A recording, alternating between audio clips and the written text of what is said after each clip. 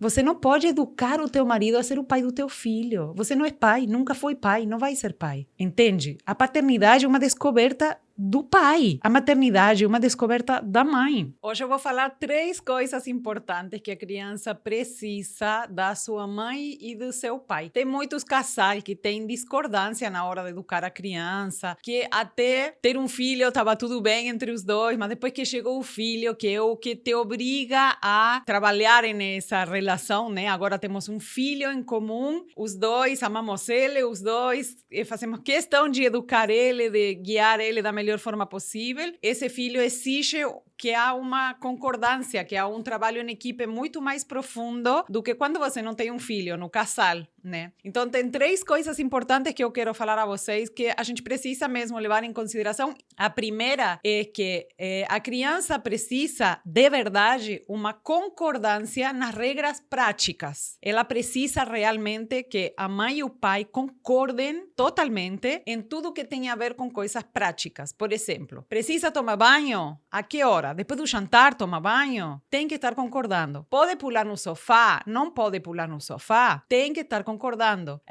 A criança pode colocar os pés na mesa? Não pode colocar os pés na mesa? Precisa estar em concordância. Tudo que for coisa prática, que não tem a ver com a forma que cada um se relaciona com seu filho, tem a ver com a orientação prática da criança. O que pode e o que não pode nas coisas práticas. Tem que estar em concordância. Por quê? Porque para a criança é muito difícil criar um hábito se a mãe deixa pular no sofá e o pai não deixa pular no sofá. Para ele é muito difícil criar um hábito. E isso vai criando, não só que para ele é difícil criar um hábito, sino que isso vai criando uma realidade de muito desgaste, porque a criança não cria o hábito de pular no sofá ou de não pular no sofá e por conta dessa discordância vai criar confusão na casa. Quando ele está com a mãe diz que pode pular no sofá, a criança pula à vontade. Chega o pai, não pode pular no sofá e a criança, sobretudo criança pequena, não consegue criar o hábito. Ela do nada vai começar a pular no sofá. Então é muito confuso isso para a criança. Então a criança encontra brechas na autoridade dos dois. Sabe aquela criança que vai e pergunta a você: mãe, posso comer um sorvete agora? E você fala não. E ela corre para o pai: pai, posso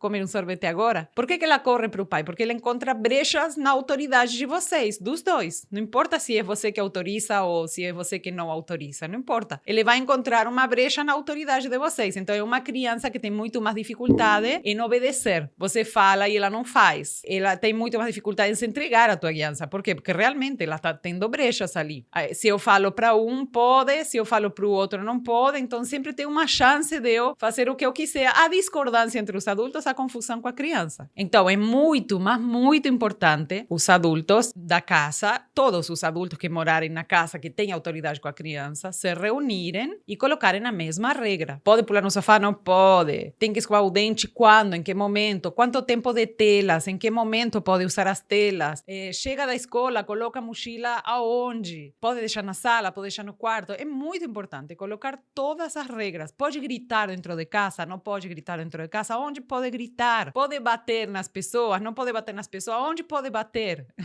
Tudo precisa estar claro primeiro nos adultos. E essas são regras que não é a criança que escolhe, são regras que somos nós adultos que definimos. Na nossa casa, como a gente quer que seja. A gente quer que a criança entre com sapato ou sem sapato. A gente quer que a criança coloque os pés em cima da mesa ou não quer. A gente quer que a criança come no sofá ou não quer que come no sofá. Isso é um trabalho que precisa ser feito pelos adultos e vocês precisam entrar em concordância. Tem que criar uma regra só. Para a criança tem que ser uma lei só. Não pode ser uma confusão de, às vezes pode comer no sofá, às vezes não pode comer no sofá, dependendo de se eu estou com minha mãe ou com meu pai. Se você for em um casal que está separado, cada um tem sua casa, seja livre de fazer o que quiserem. Na casa do meu pai, eu como no sofá. Na casa da minha mãe, não pode comer no sofá. Na casa da minha mãe, eu posso pular no sofá. Na casa do meu pai, eu não posso pular no sofá. Não tem problema nenhum. Por quê? Porque são ambientes diferentes, com regras diferentes. Assim como tudo. A gente vai, sei lá, no parque de diversões e lá pode gritar loucamente. A gente entra em um hospital, não pode gritar. Então,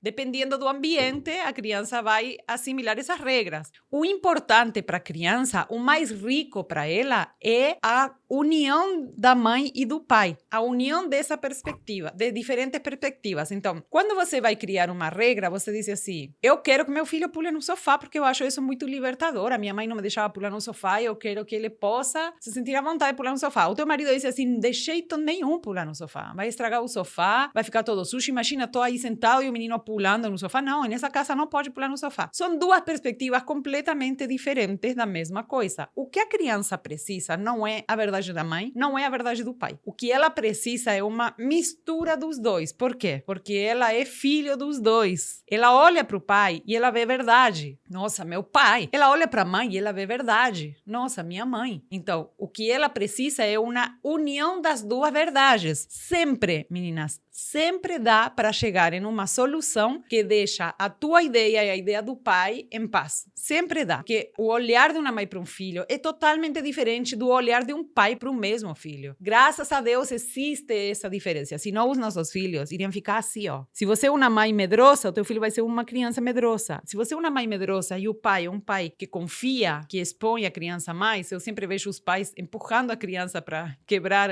os medos. Então a criança vai ter medo quando é necessário e vai ter confiança quando é necessário. Ele tem as duas perspectivas que são válidas para a vida dele. E o terceiro ponto que eu queria falar a vocês, para deixar o casal mais levezinho, é, a gente precisa a mesma regra, a gente precisa compor algo para educar o nosso filho, a verdade dos dois, mas a gente precisa liberdade para se relacionar com seu filho. Você não pode ensinar o teu marido a ser o pai dele. Isso é sobretudo para vocês, meninas. Mães empoderadas na educação dos seus filhos, tentando ensinar o marido a como tem que se relacionar com o filho dele. A única coisa que você consegue fazendo isso é interferir na paternidade. Você não pode educar o teu marido a ser o pai do teu filho. Você não é pai, nunca foi pai, não vai ser pai. Entende? A paternidade é uma descoberta do pai. A maternidade é uma descoberta da mãe. A gente normalmente se apropria e diz assim, nossa, meu marido não percebe de nada, eu que estou estudando um monte de educação, isso é positiva, respeitosa, não sei o quê, eu sou a própria da educação. Meu marido não percebe de nada. Não, ele percebe. Ele percebe de outra visão. Ele percebe desde outro lugar. É outra perspectiva que ele tem. Tão válida quanto a tua. Não interfira na relação do teu marido com seu filho. Não interfira. A maior parte das mães estão querendo ensinar o pai a ser outra mãe, a lidar desde a tua perspectiva. Se o teu marido precisa de alguma coisa, quer conversar alguma coisa com você, tem alguma dificuldade com o filho dele, vocês podem trocar ideia, lógico, claro que sim. Mas eu estou falando daquela postura que eu sei que muitas mães têm, de negar o jeito que o pai está fazendo e ensinar que é assim que deve ser feito. Você não pode ser a professora do teu marido. Ele está pesquisando, ele está descobrindo a paternidade. Você não é pai. Você não sabe desde que lugar esse cara está enxergando o teu filho. Dói para nós, mas, nossa, eu quando eu vejo meus filhos com o pai deles, eu acho assim, então, às vezes, dói o meu coração. Não, como é que ele pode falar isso pro filho?